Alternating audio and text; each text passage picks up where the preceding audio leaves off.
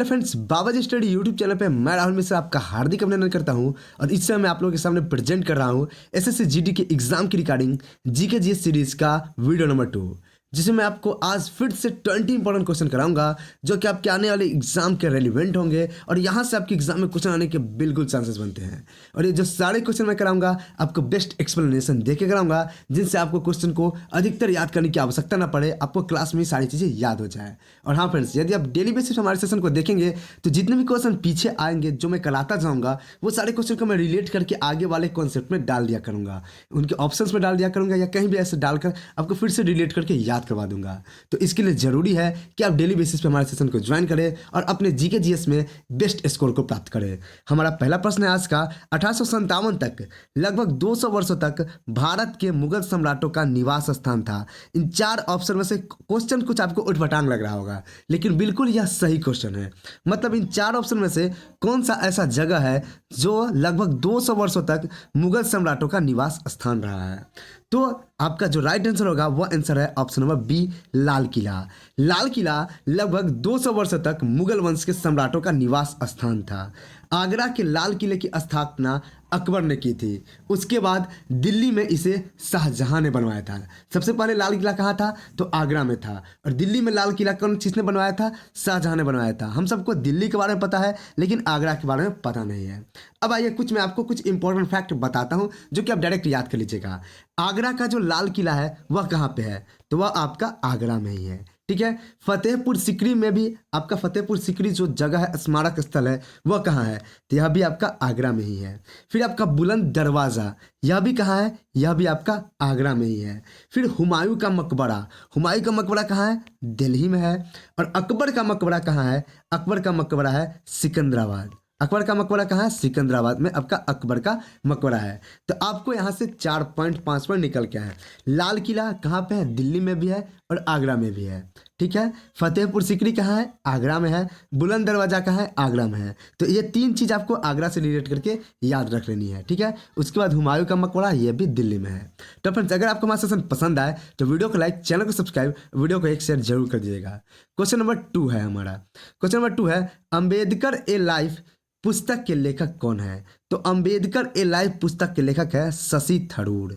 Most important question है आपका। यह बुक जो है आपके एग्जाम में आ सकती है, या जो करंट अफेयर्स का क्वेश्चन है। अगला क्वेश्चन नंबर 3 है हमारा। निम्नलिखित में से कौन सा विकल्प मौर्य साम्राज्य के शासकों का सही कालानुक्रम देता है? मतलब कि काल के अनुसार सही क्रम कौन देता है मौर्य साम्राज्य के शासकों का? तो काल के अनुसार मौर्य साम्राज्य के शासकों का सही क्रम है, आप पहले देखिए, सुनिए मेरी बातों को, फिर ऑप्शन में रिलेट करिए। चंद्रगुप्त, बिंदुसार, अशोक और बृहदत्त, ये जो मौर्य साम्राज्य थे ये इन क्रमानुसार शासन किए थे। तो ऑप्शन में देखिए, ऑप्शन में क्या है? सबसे पहले आपका चंद्रगुप्त आना चाहिए। तो ऑप्शन इलिमिनेट कैसे करना है? आपके ऑप्शन में चंद्रगुप्त किया, ऑप्शन नंबर सी के पहले और सारे ऑप्शन में आपको कहीं भी चंद्रगुप्त नहीं है, तो हमें कोई ऑप्शन पढ़ने की आवश्यकता ही नहीं है। ऑप्शन नंबर सी को टिक कर देना है। अगर आप याद करना चाहते हैं इसको तो याद कर लीजिए, चंद्रगुप्त, बिंदुसार, अशोक, बृहदत्त, ये आपके 4 क्रमानुसार कालानुसार क्रम है। अगला क्वेश्चन नंबर 4 है, त्वेषा मलिक एक भारतीय डैश खिलाड़ी है। तो त्वेषा मलिक जो है एक भारतीय गोल्फ खिलाड़ी है। गोल्फ खिलाड़ी हैं आपकी त्वेषा मलिक। शायद आप में से बहुतों ने इनका नाम नहीं सुना हो, लेकिन अब जान जाइए, त्वेषा मलिक जो है यह एक गोल्फ खिलाड़ी हैं। ठीक है। अगर भाला फेंक खिलाड़ियों की बात करें तो भारत की प्रसिद्ध खिलाड़ी जो आपकी महिला में है वो अन्नू रानी है। और आपको भाला फेंक पुरुष का तो नाम बताने की जरूरत नहीं है, मैंने इस पे रिलेटेड कल ही क्वेश्चन कराया था। वो है हमारे नीरज चोपड़ा साहब। नीरज चोपड़ा ने गोल्ड मेडल जीता था, और किस दिन जीता था? 7 अगस्त को जीता था। और 7 अगस्त को हम भाला फेंक दिवस के रूप में भी मनाने लगे हैं अब से। ठीक है। अब आपके ऑप्शन में एक है भारोत्तोलन। तो भारोत्तोलन में यानी कि वेट लिफ्टिंग में कौन से खिलाड़ी इंपॉर्टेंट है? तो एक तो आपकी कर्णम मल्लेश्वरी है, जो कि मोस्ट इंपॉर्टेंट है, या नाम आप याद रखिएगा। फिर आपका एक ऑप्शन है जिम्नास्टिक में है दीपा कर्माकर, यह भी नाम आप ध्यान में रखिएगा। ठीक है। तो मेरी क्लास को जितना गौर से सुनिएगा उतना आपको फायदा होगा। अगला क्वेश्चन नंबर 5 है, उल्फ क्रिस्टर्सन को किस यूरोपीय देश का प्रधानमंत्री बनाया गया है? तो उल्फ क्रिस्टसन को हाल ही में किस यूरोपीय देश, जो भी देश है वह यूरोपीय देश है, तो किस यूरोपीय देश का आपका प्रधानमंत्री बनाया गया है? तो आपका राइट आंसर हो जाएगा option number A, Sweden. Sweden को में उल्फ क्रिस्टसन को प्रधानमंत्री बनाया गया है। और कल मैंने आपको क्या क्वेश्चन कराया था पीएम से रिलेटेड? पीएम से रिलेटेड याद करिए, जल्दी से जल्दी रिपीट होना चाहिए आपके माइंड में। यस बिल्कुल, ऋषि सुनक। ऋषि सुनक किस देश के प्रधानमंत्री बनाए गए हैं हाल ही में? तो बनाए गए हैं आपके ब्रिटेन के, ग्रेट ब्रिटेन के प्रधानमंत्री बनाए गए हैं ऋषि सुनक। अगला क्वेश्चन, क्वेश्चन नंबर 6 है, कोलंबो कप शीर्षक डैश से जुड़ा हुआ है, यानी कि कोलंबो कप किससे संबंधित है? टेनिस से, फुटबॉल से, क्रिकेट से, स्प्रिंटिंग से? तो जो कोलंबो कप है ना, वो आपका फुटबॉल से संबंधित कप है, आपका कोलंबो कप। अगला क्वेश्चन, क्वेश्चन नंबर 7 है, अंडर 23 विश्व कुश्ती चैंपियनशिप में स्वर्ण पदक जीतने वाले पहले भारतीय रेसलर कौन बने? तो आपका इसका राइट आंसर होगा कि अंडर 23 विश्व कुश्ती चैंपियनशिप में स्वर्ण पदक जीतने वाले पहले भारतीय जो है वह अमन सेहरावत हैं। Right answer option number B हो जाएगा। क्वेश्चन नंबर 8 है, इसरो के सबसे भारी रॉकेट LVM-3M2 ने कितने उपग्रह को ऑर्बिट में स्थापित किया है? तो इसरो के सबसे भारी रॉकेट LVM-3M2 ने कुल एक साथ 36 उपग्रह को ऑर्बिट में स्थापित किया है, यानी कक्षा में स्थापित किया है। अगला क्वेश्चन, क्वेश्चन नंबर 9 है, निम्नलिखित में से किसे 1865 में बॉम्बे के पहले नगर आयुक्त के रूप में नियुक्त किया गया था? तो आपको बता दें, ऑर्थर कॉर्फरेड। यहाँ पर आपका राइट आंसर होगा ऑप्शन नंबर डी, ऑर्थर कॉर्फरेड को बॉम्बे के पहले नगर आयुक्त के रूप में नियुक्त किया गया था। और कब नियुक्त किया गया था? 1865 में। और ऑर्थर कॉर्फरेड जो है यह एक ब्रिटिश सरकारी कर्मचारी थे, ठीक है। और इन्हें 1972 नगर नियम अधिनियम के तहत 1965 में आपको पहले नगर आयुक्त के रूप में नियुक्त किया गया था बॉम्बे का। अगला क्वेश्चन, क्वेश्चन नंबर हमारा 10 है, निम्नलिखित में से कौन सी भारत सरकार द्वारा शुरू की गई पेंशन भोगियों के लिए बायोमेट्रिक सक्षम डिजिटल सेवा है? तो बायोमेट्रिक सक्षम डिजिटल सेवा, तो जीवन प्रमाण पत्र, जीवन प्रमाण पत्र जो है वह भारत सरकार द्वारा शुरू की गई पेंशन भोगियों के लिए एक बायोमेट्रिक सक्षम डिजिटल सेवा है। जीवन प्रमाण पत्र योजना है जो केंद्र सरकार की योजना है, जिसमें राज्य या अन्य सरकारी संगठनों के कर्मचारी को पेंशन प्रमाण के रूप में एक डिजिटल प्रमाण पत्र प्रदान करके पेंशन का लाभ प्रदान करती है। पेंशन भोगियों की कुल संख्या इसमें 50 लाख से भी अधिक है और इसमें सेना और रक्षा कर्मचारी भी शामिल हैं, ठीक है। जीवन प्रमाण पत्र आपकी पेंशन भोगियों के लिए बायोमेट्रिक सक्षम डिजिटल सेवा है। अगला क्वेश्चन, क्वेश्चन नंबर 11 है, निम्नलिखित में से कौन सा जानवर अपनी त्वचा से सांस लेता है? तो अपनी त्वचा से कौन सा जानवर सांस लेता है? तो यह आपका राइट आंसर हो जाएगा ऑप्शन नंबर बी, ए, मेढक। मेढक अपनी त्वचा से सांस लेता है। आपको बता दें कि मेढक ही एक ऐसा जीव है जो कि पानी और स्थल दोनों जगह रहता है, इस कारण इसे उभयचर कहा जाता है। और उभयचर होने के कारण यह जो है अपनी त्वचा से भी सांस लेता है।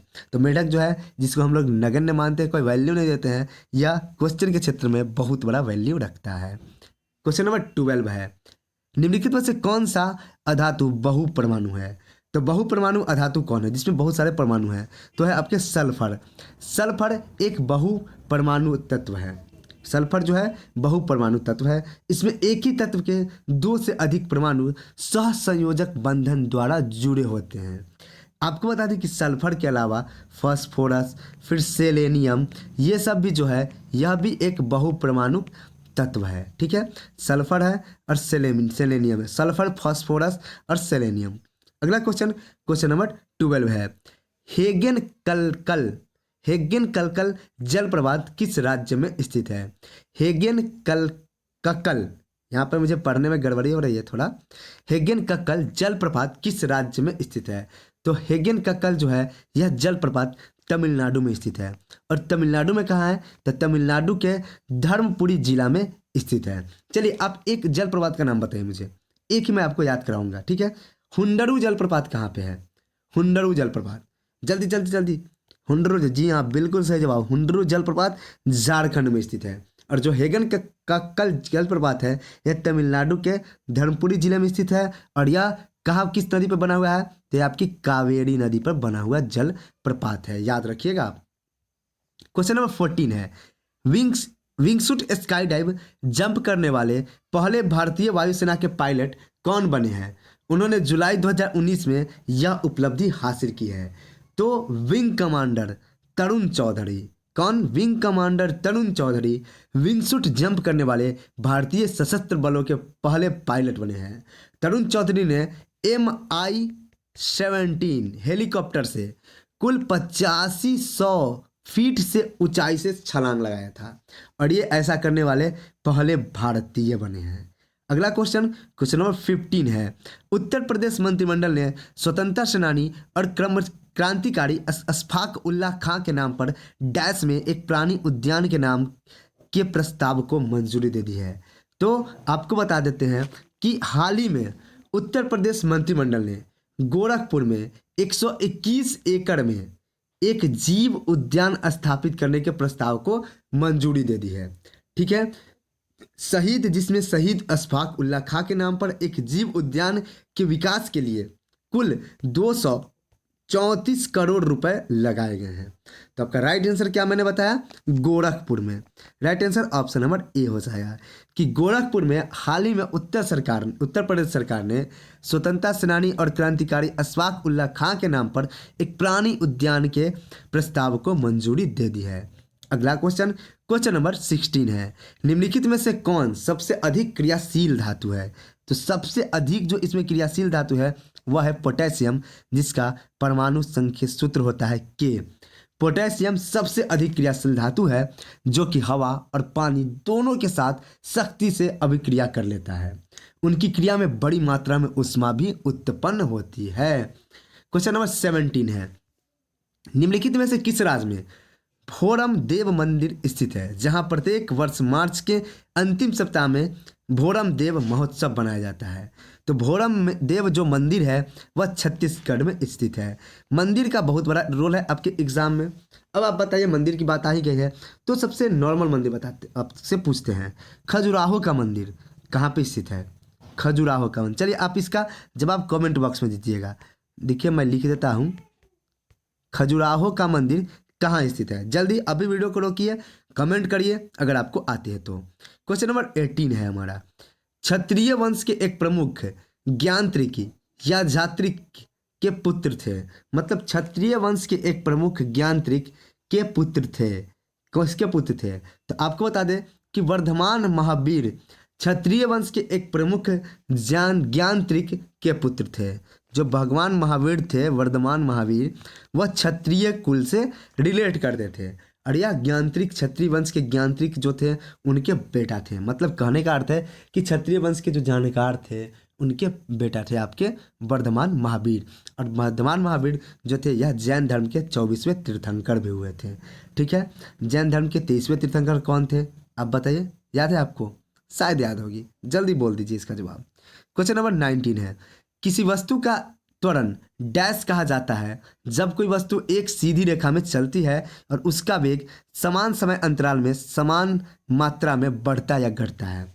तो किसी वस्तु का त्वरण एक समान त्वरण कहा जाता है जब वह वस्तु एक सीधी रेखा में चलती है और उसका वेग समान समय अंतराल में समान मात्रा में घटता या बढ़ता है। क्वेश्चन नंबर 20 है, तरुण बजाज के स्थान पर भारत के नए राजस्व मंत्री कौन बनाए गए हैं? तो तरुण बजाज के स्थान पर भारत के नए राजस्व मंत्री संजय मल्होत्रा बनाए गए हैं। तो ये थे आपके आज के 20 क्वेश्चन। मैं उम्मीद करता हूँ कि आपको हमारा सेशन पसंद आया होगा। यदि सेशन पसंद आए तो वीडियो को लाइक, चैनल को सब्सक्राइब और वीडियो को एक शेयर जरूर कर दीजिएगा। और हाँ फ्रेंड्स, यदि आप अपने SSC GD की एग्जाम में सिलेक्शन प्राप्त करना चाहते हैं तो डेली बेसिस पे हमारे सेशन को जरूर देखा करें, आपके लिए बहुत बेनिफिशियल होगी। मैं बहुत ही बढ़िया जगह से क्वेश्चन आपकी खोज के सिलेक्ट करता हूँ कि आपके एग्जाम पॉइंट ऑफ व्यू से कौन से क्वेश्चन रेलिवेंट है, फिर करेंट के क्वेश्चन डालता हूँ, सारे कुछ इंपॉर्टेंट है। अगर आप डेली बेसिस पे देखेंगे तो बहुत मज़ा आपको आने वाला है और बहुत सारी चीज़ें आप सीख के जाएंगे। जितना क्वेश्चन मैं डेली कराऊँ कम से कम उतना क्वेश्चन को आप तो याद ही कर जाओ। जैसे कि आज लेक्चर नंबर 2 था तो लेक्चर नंबर 1 और 2 दोनों के क्वेश्चन मिलाकर हो गया आपके पास 40 क्वेश्चन। तो इसको आप याद कर जाओ। इसके अलावा जितने भी फैक्ट बताता हूँ उसको कहीं लिख लो तो आपके लिए बेनिफिशियल होगी। ऐसे आप क्लास देख के निकल जाओगे तो ज़्यादा बेनिफिशियल नहीं होगी। तो फ्रेंड्स मिलता हूँ नेक्स्ट लेक्चर में, तब तक के लिए जय हिंद, जय भारत, वंदे मातरम। Audio Jungle.